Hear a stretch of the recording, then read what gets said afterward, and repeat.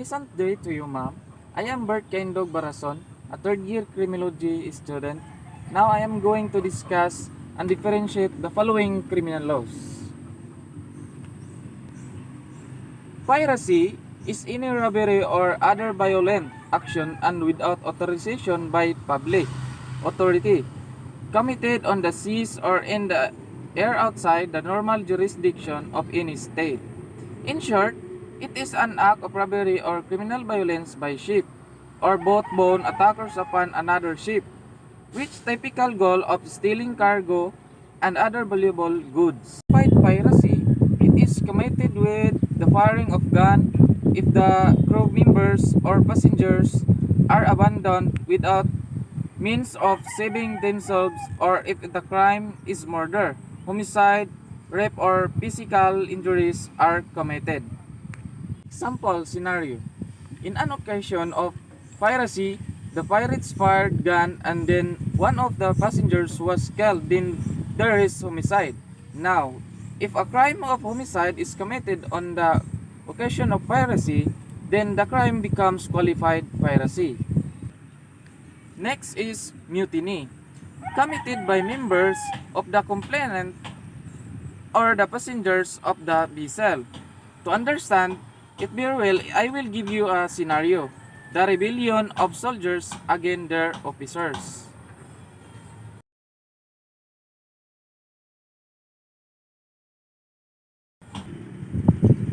The next is treason.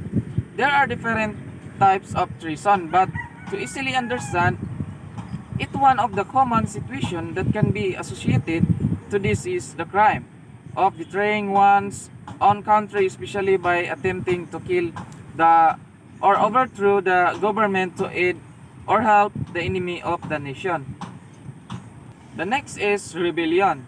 It's a violent organized action by large group of people who are trying to change their country's political system. Example of this is a rebellion against the proper authorities, especially by soldiers or sailors against their officers. The next is coup d'etat, a sudden violent or decisive action in politics resulting in a change of government illegally by force. The word coup literally means blow or stroke, meaning an act of armed resistance to one's government. Now, let's proceed to theft versus qualified theft versus robbery.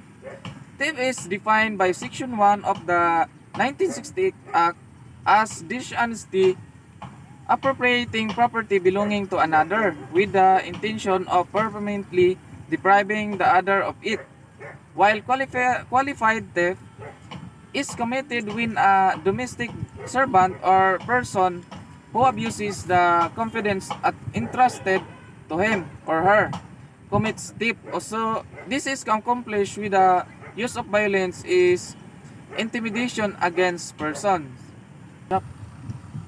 While robbery is an act of taking a property unlawfully by force or threat of force.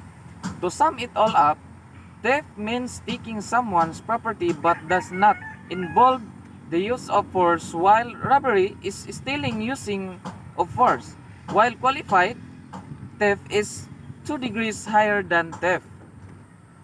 The next is direct assault. It is an intimidation or attack or by putting force into a person in authority. An example of it is pushing or kicking someone or directly applying force. While qualified assault, there must be an attack or employment of force or serious intimidation upon the person of the victim. This includes any offensive or antagonistic movement of any kind with or without weapon. 3. Arbitrary detention. It is the violation of the right to liberty. It is also defined as the arrest and deprivation of liberty of a person, specifically detaining a person without legal grounds, delay in the delivery of detained person to the proper judicial authorities. The next one, acts of lasciviousness versus qualified seduction versus rape. It is the act of making a physical contact with the body of another person for the purpose of obtaining sexual gratification without the intention of sexual intercourse, with the use of force and intimidation, and when the offended party is under 12 years of age. Qualified seduction. A qualified seduction, it is a crime or act of seducing a virgin aged of 13 to 17 years old by the certain persons such as a person in authority. Its elements include that the offender has sexual intercourse with her. The offender is a person in public authority. The last one is rape. Is a sexual assault usually involving sexual intercourse or other forms of sexual penetration carried out against a person without the person consent.